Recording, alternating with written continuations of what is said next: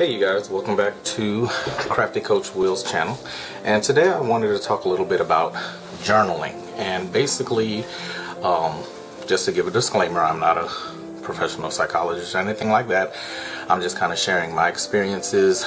This is a topic that someone has suggested to me to talk about, and I do want to open the conversation up later, eventually, about this to get a little deeper, but for right now I kind of just wanted to go over some journals that I use. That way you can kind of look and see if you have any ideas of what you want to do as far as journaling. Now, my story as far as journaling, I honestly started when I was in 6th grade. My English teacher back then suggested that we all keep a journal. You know, now being an educator, I understand that this was really just one of those tactics for us to have something to do as soon as we sat down, but I took it seriously and I went in and I started journaling, and that was when I was about 11, 12 years old. So now I'm in my late 30s. I've been doing this for many years. Now, I'm not the type of journaler that journals every single day. It's kind of up and down, sporadic. It kind of just happens when I have the mood. And throughout the years, I have transitioned through different types of journaling methods. And believe it or not, one of those methods is using a planner. And I did go through many years where I found using a physical planner was excellent. We all like to, use our phones and technology for reminders and settings and things like that. However, I found that using a physical planner as a journal made things work for me. And then as I grew up and got more sophisticated in my style and figured out what I like, what I don't like, there are different types of planners that work for me. And this year I actually started experimenting with a new type of planning system called the bullet journal. And that's a whole nother topic, but I will share with you my bullet journal so far and then go from there. So my everyday, day-to-day journals are these two that you see right here. This is my bullet journal that I use every day, and then this is like my thoughts, ideas, moods, different things like that type journal. I use my bullet journal every day to mark down tasks, to kind of document different things that I did for the day. Now, the way I kind of categorize my journals is, this is my everyday journal that captures everything. This is my emotional journal that captures whatever emotions that I want to catalog for that specific day or particular moment in time. And then I have some other journals that I will get into. So let's start with my bullet journal. This is just a typical Exceed journal. I put some stickers on it. My Harry Potter fans out there, you'll be familiar with that. And then I actually created this on Cricut and I put it on here. This is literally just me starting out with this. I had no prior knowledge of a bullet journal prior to around October, November of 2019. What got me stumbling across it really was just I was playing around on YouTube and I heard about some crafting videos and somebody posted something about a bullet journal, and then I just started going down a rabbit hole. And one thing I did do was research it. So I did go to the originator of the bullet journal, Ryder Carroll, and I watched his videos. I did not read the book, unfortunately. I figured after watching his how-to video, I kind of got the gist of it, and I felt I really didn't need to read a whole book on it, because I've been journaling my whole life, so I pretty much knew essentially what I wanted to do. So I started with this journal, and as you can see, I'm making little notes as to what I like, what I don't like. I am not an artist person per se, so me trying to draw all those fancy layouts that you see on some of the journal videos out there, it was not working for me. But when I got to, so my first official month trying it was in December, and I just tried different layouts to see what I liked, what I didn't like, and I made little notes. So then I went ahead and laid out the entire year for 2020, which honestly was a mistake, because now I feel committed to this journal. Even though I have bought several different bullet journals, I even made some for myself, but I really feel committed to this one, so I haven't really messed with those. And in doing this for the past several months, I've discovered what I like, what I don't like, and I know exactly what kind of bullet journal I'm going to move forward with after this one is complete. So I just did some of the basic things that people do in their bullet journals. I did use some stickers for headers because this was around the time I started hand lettering, but I hadn't really gotten really good at it. So I literally just started the class, so everything is in print, and then as you can see, I make like little, notes for myself. I even did some of the habit tracking. It worked out pretty well. It worked out pretty well.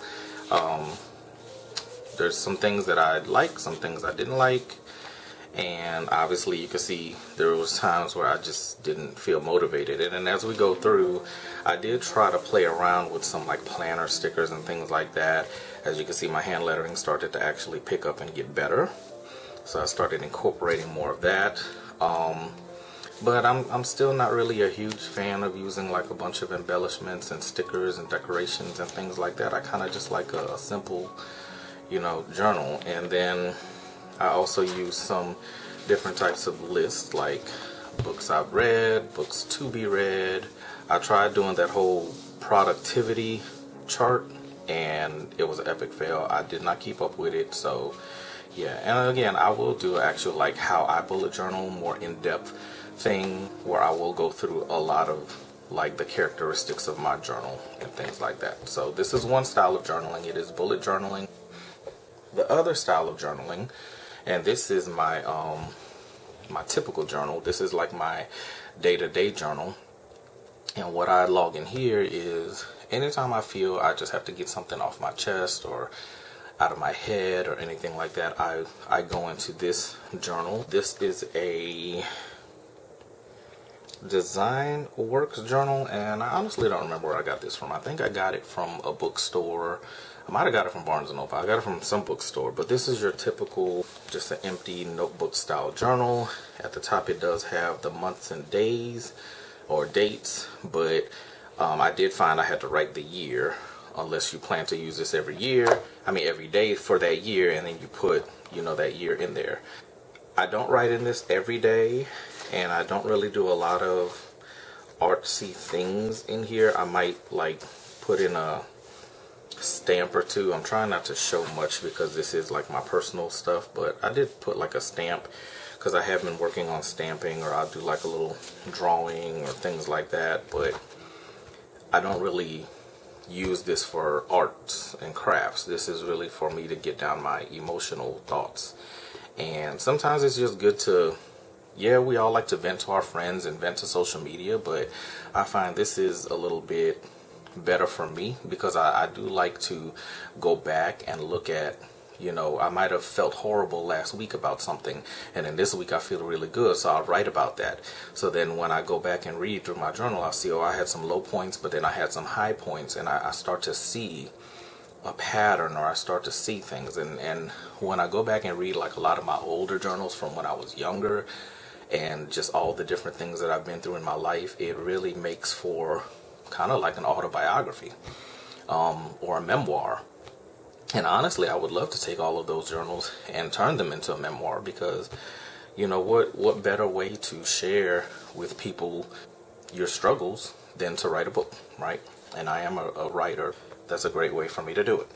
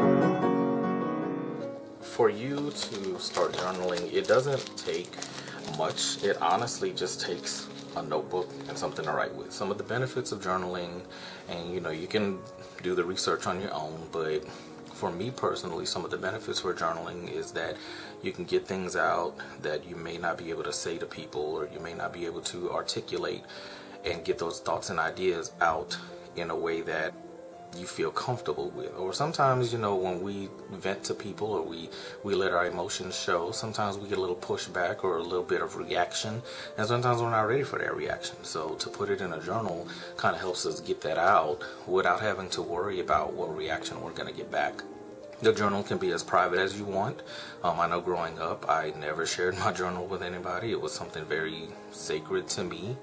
I felt very betrayed if anybody were to read my journals, because they were my deeper, innermost thoughts. Nowadays, I share my journal. Like, just many, I'm sharing my journals with y'all. If you follow me on my Instagram, what I'm going to start doing every day this month, for the month of May, is I'm going to pose a topic, and every day I'm going to write a journal entry about that topic.